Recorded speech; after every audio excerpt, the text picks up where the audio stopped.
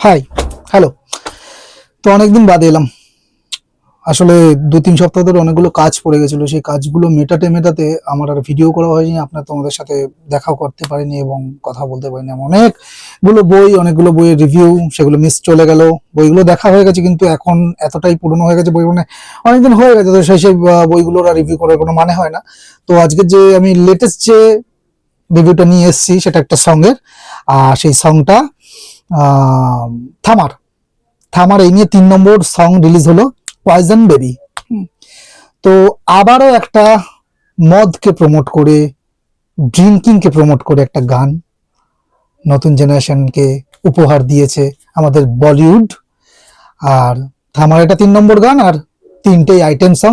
এবার কোথাও যেন একটু বোর ফিল হচ্ছে না, হচ্ছে মনে হয়, কারণ এমনিতেই মনে হয় 5-6টা গান থাকবে বা 5টার মতো গান থাকবে, তার মধ্যে 3টে আইটেম সং হয়ে গেছে এবারে থামায়। আর থামার কিন্তু ট্রেলার বলুন বা দুটো গান এর আগেও যেগুলো এসছে সেগুলো খুব একটা যে বাজ জেনারেট হয়েছে সেটা কিন্তু নয়। আমরা কিন্তু সোশ্যাল মিডিয়া বা সেই থামা নিয়ে বিভিন্ন রকম আলোচনা কিন্তু আমরা দেখতে পাচ্ছি না, যেটা স্ত্রী 2 কে নিয়ে হয়েছিল সেই জিনিসটা কিন্তু থামার ক্ষেত্রে দেখা যাচ্ছে না। তো যাই হোক, আজকের আমরা পয়জন বেবি রিভিউ নিয়ে এসেছি, তো পয়জন বেবি নিয়ে কথা বলবো।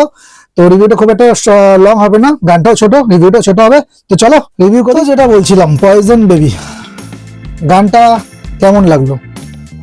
এক কথায় খিচুড়ি খেয়েছেন তো, খিচুড়ির মতো লাগলো। প্রথমে শুরু হলো মালাইকা আরোকে দিয়ে, গ্লাস নিয়ে, সেই যে বললাম মদকে প্রমোট করে আবার একটা নতুন একটা গান। এর আগে তো হানি সিং এর মতো র্যাপাররা প্রচুর এরকম গান তৈরি করে গেছে, বাদশাও করে গেছে, তো অনেকেই করে গেছে। তো আবার একটা, এবার আর তারা নেই কিন্তু মদকে প্রমোট করার একটা গান তৈরি হয়েছে আমাদের নিউ জেনারেশনের জন্য, তাদের যাতে তারা উদ্বুদ্ধ হয় যে এইভাবে মদকে খেতে হবে, নাহলে মদ না খেলে জীবনটাই বৃথা এবং মদটা চাই, না হলে জীবন শেষ হয়ে যায়। এটা গানের লিরিক্স লিখেছে অমিতাভ ভট্টাচার্য। অমিতাভ ভট্টাচার্য এর আগে কত সুন্দর সুন্দর গানের লিরিক্স লিখেছে, এবারে লিরিক্সগুলো মানে পুরোটা শুনেছেন লিরিক্সগুলো?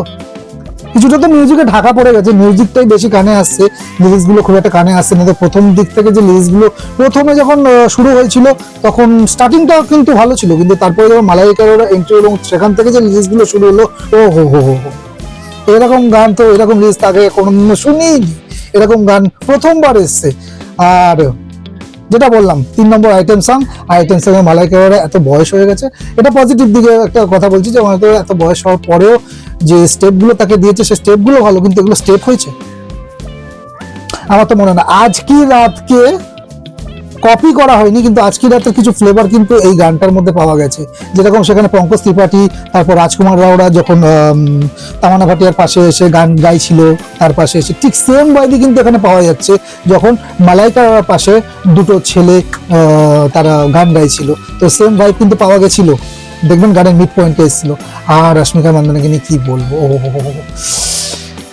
এক তো ডেড আইজ, ঠিক আছে, মানে ও যদি ফ্ল্যাট ভাবে এরকম ভাবে দাঁড়িয়ে থাকে মনে হয় যেন মরে পড়ে আছে, ঠিক আছে, এরকম মানে চোখের মধ্যে কোনো রকম কথা নেই, মানে জীবন্ত চোখই নয়, চোখে যদি আপনি ফোকাস করেন জীবন্ত চোখই না, তাকে নিয়ে তিনটে, অ্যাকচুয়ালি দুটো, এর আগে তো নরাপতি ছিল, দুটোতে সে এসে গেল